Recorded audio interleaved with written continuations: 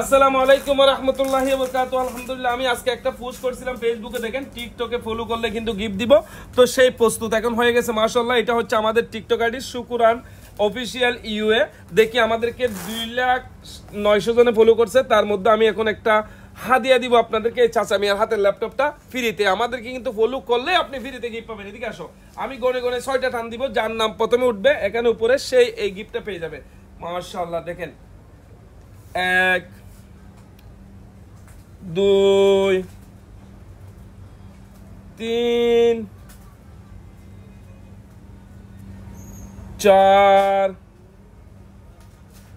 5 last টান, আকিরি টান